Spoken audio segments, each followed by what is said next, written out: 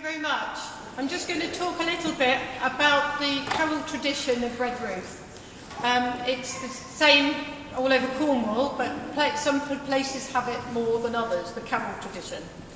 So in 2017, myself and a very good friend, Sally Burley, produced a book called Hark the Glad Sound of Cornish Carols.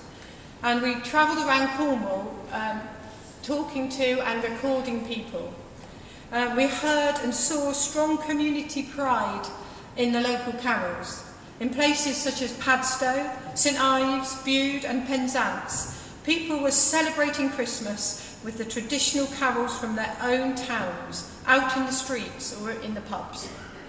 They were visiting people who remembered them, and others were coming from far and wide to hear them too, recognising them to be uniquely special. These were carols with harmonies and fugues, just like we've been singing, known by some as carol hymns, or the true Cornish carol. What we discovered was that not only does Redruth have its own similar carols, but that they contributed a huge legacy to this carol tradition. Redruth being recognised by many collectors as the crucible in which this style of carol hymns was forged. As the local historian Michael Tanguy says, from the mid to late Victorian period, Redruth became recognised as the centre of music in Cornwall. It is quite obvious that the inspiration from its description in 1887 as a musical metropolis stemmed from the influence of Methodism. Sorry, I know we're in a church. Local chapels filled to capacity were led by large choirs trained by talented musicians to perform to a high standard. So, once, and some of you may know this, there were 4 big Methodist churches in Redruth, providing a wellspring of carols. There was the Wesleyan Methodist Church, which is only just closed at the top of the hill, and that's where the Redruth Carol Choir are rehearsing. Every year we rehearse there still, but in the Wesley rooms, not in the church. There's the United Methodist Church, or as it became known, the Flower Pot Chapel. And you may know that because there's a place called the Flower Pot Car Park. Well, once upon a time there was a huge chapel there, and again, many people would remember that it got burned down. I think it was the 70s. It could hold up to 2,000 people. So you just think how many people were there singing. It was looked upon as one of the cathedrals of Cornish Methodism. Then there was the Primitive Methodist Chapel at Plenengwarry. The nickname given to the Primitive Methodists was the Ranters, because the meetings were so noisy and lively. One day, they praised the Lord so enthusiastically in the upstairs room of the old chapel that the ceiling gave way, but amazingly, no one was hurt. That's true. And then finally, the 4th chapel is just down the road here, and it's the Bible Christian Chapel on Redruth Hill, which is now flats.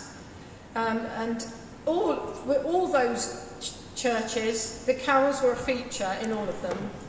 Originally, because they needed to spread the carol services out, they actually held them at 6 a.m, 7 a.m, 8 a.m, and 9 a.m. in each church on Christmas morning. People from the countryside would stay overnight on Christmas Eve so they could attend all 4. However, an unfortunate custom arose whereby many of the congregation left in the middle of the service in order to get a good seat at the next chapel. True. Amazing, isn't it? Now, these carols easily spread from the churches and out into the community. There's a pocketbook of carol words from 1891 printed in Redruth. It has 147 carols and anthems. In the West Briton of 1889, it states that in Redruth, carol singing this season promises to be well to the fore. Bands of young men, sometimes known by the not too euphonious sobriquet of hedge choirs, have been promenading the streets singing the time-honoured carols in a more or less melodious manner.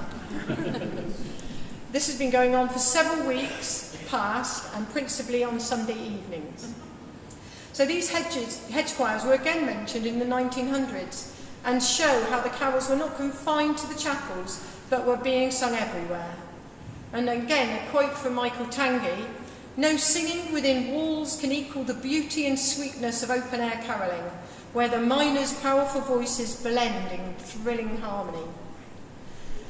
Not surprisingly, some of the great composers of these carols also came from the Redruth area. Many were miners and self-taught, the greatest perhaps being Thomas Merritt from Iluggan, whose carols are still sung around Cornwall and also in the Cornish diaspora.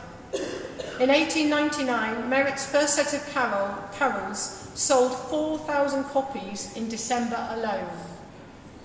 Also, the organist from the Methodist chapels not only wrote many of these carols, but set about recording them too. And we have a collection of 30 from organist Robert Heath, printed in 1889. Another organist, Joseph Leese, is described by local historian Michael Tanguy in 1892. About 80 men sang carols in the arcade at the bottom of 4th Street. You probably know where that is. The majority of them bass singers. He would listen, that's Joseph Leese, he would listen in semi-darkness, frantically writing down the music of these unpublished local traditional carols. And finally, Frank Mitchell, in the Annals of an Ancient Cornish Town, Redruth, said, "The times were when these carols could be heard sung by hundreds of miners gathered in the 4th Street near the old clock during the Christmas season.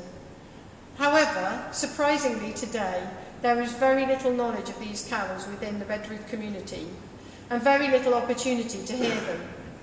We believe these carols to be an important part of our Cornish cultural identity, and we hope to increase the knowledge of Redruth's amazing heritage, to contribute to a sense of community, pride, and engender, once again, a strong feeling of ownership and love of these uplifting carols." Yeah.